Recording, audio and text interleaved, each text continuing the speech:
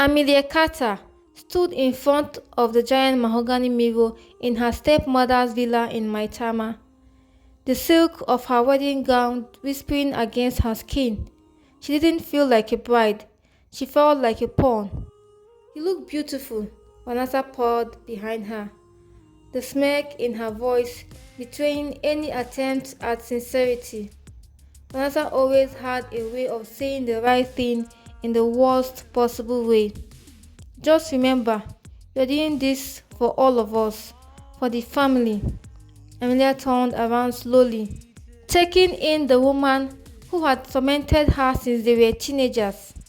Vanessa, elegant, cold, calculated, wore a cream-colored gown, not the white gown she had been planning to wear for months. She was the one who had been engaged to Nathaniel Witmore.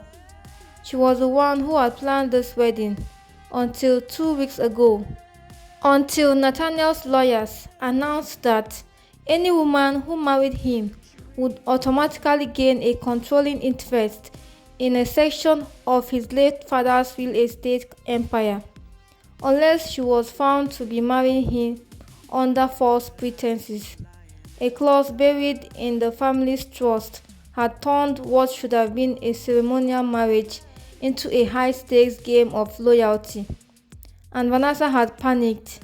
"He's crippled, yes," Vanessa had said, pacing like a cat. "But he's not stupid. His family is watching me. They don't trust me, and if they catch even a whiff of this being transactional, I lose everything. We lose everything." So she turned to Amelia, the overlooked stepsister, the librarian, the quiet one, the safe, obedient one. "Just do it," Vanessa said.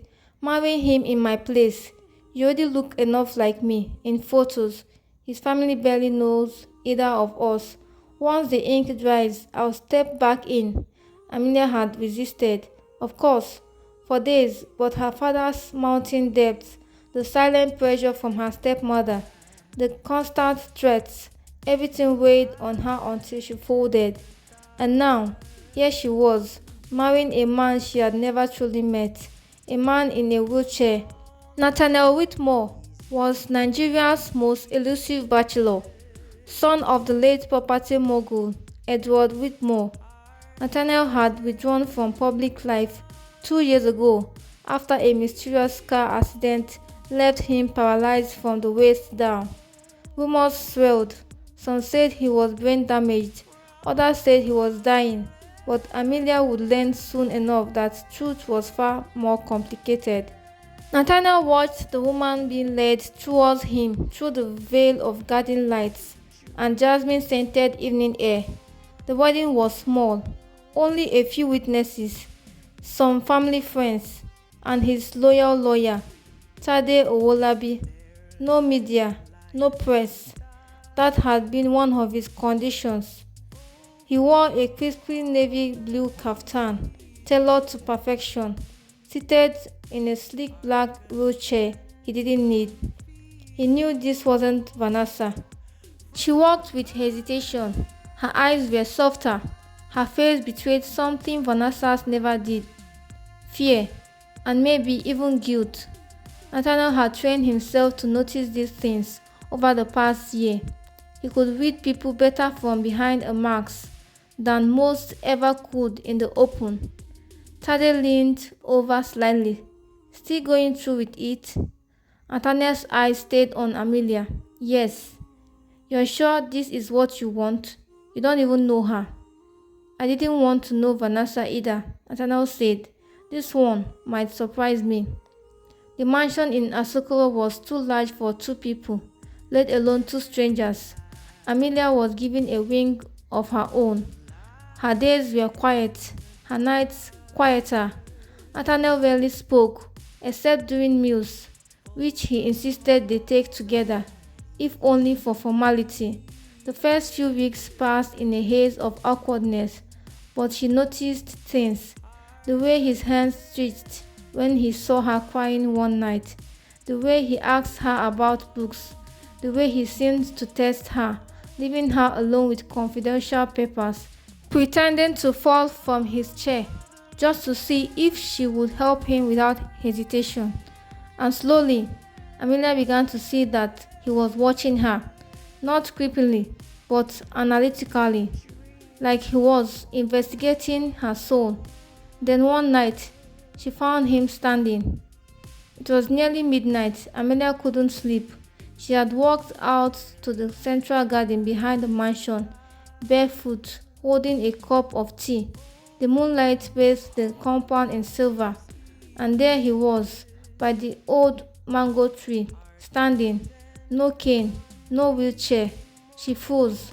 Nathaniel turned slowly. No surprise in his face, no panic, just acceptance. "You weren't supposed to see that yet," he said. Her mouth was dry. You're not, you're not paralyzed." "No." Her heart thudded. Why pretend? Why this game? Because the people closest to me only ever loved me when I was useful to them. I had to become useless to see the truth. He took a step toward her, slow and deliberate. "And you weren't supposed to be here, but you are, and I need to know if that means something." Amelia didn't sleep that night. She couldn't decide if she felt betrayed or relieved. But what disturbed her more was what would happen next, because Vanessa had returned to Abuja with rage. She wasn't coming back alone. Vanessa's heel clicked sharply against the marble floor of the Witmore estate. "I hope you've enjoyed my leftovers, Amelia," she sneered, walking into the drawing room like she owned it. Her hair was perfectly done, her designer bag casually slung over her shoulder. Her eyes flicked to Nathaniel, who sat, this time intentionally, in his wheelchair. His expression didn't change. "You didn't think I'd stay quiet forever, did you?" she said. Amelia stood slowly from the couch. "You said I was just standing in, that you'd come back for the marriage when the coast was clear." Vanessa's smile was venom. "That was before you started playing wife, before you started falling for him." Nathaniel's voice cut through the air. "She's more of a wife than you ever pretended to be." That shut her up, briefly. But Vanessa hadn't come just to insult them. She had a folder in her hand.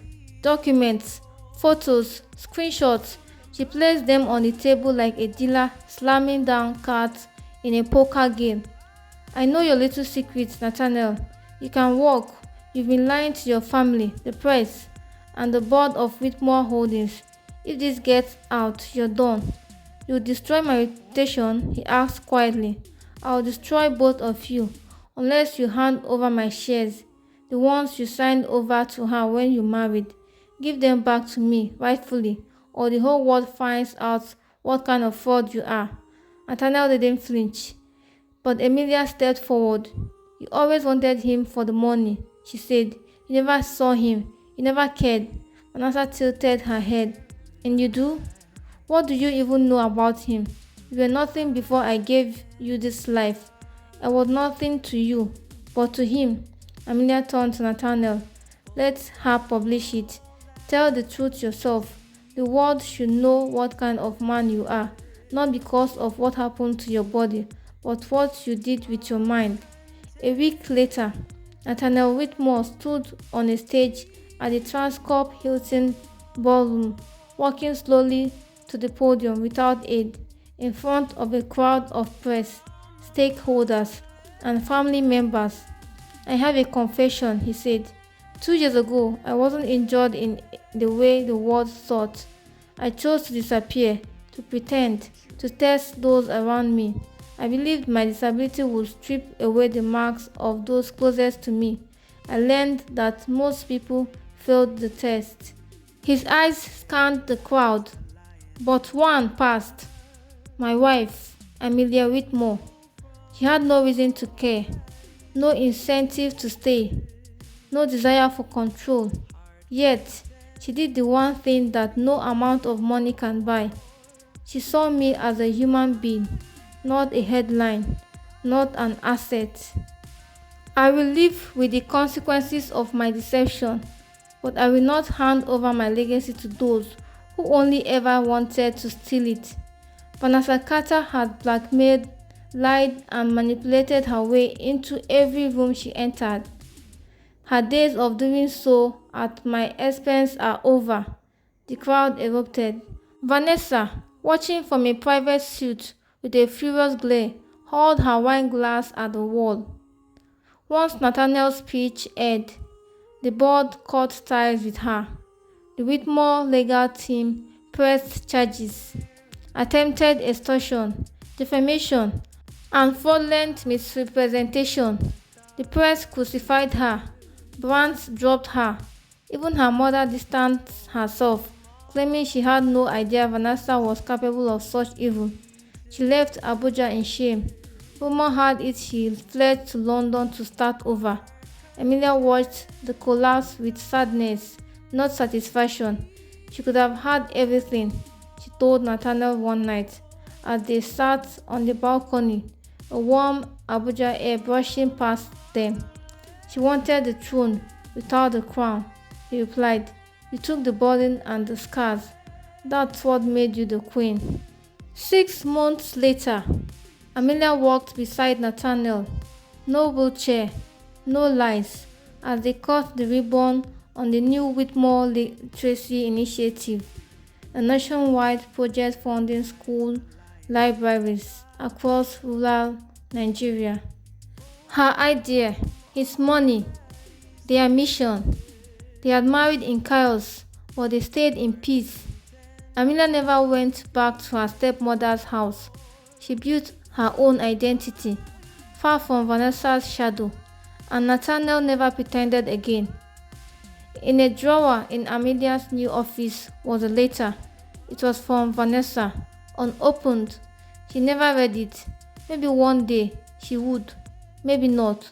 Some stories deserve closure, others just silence.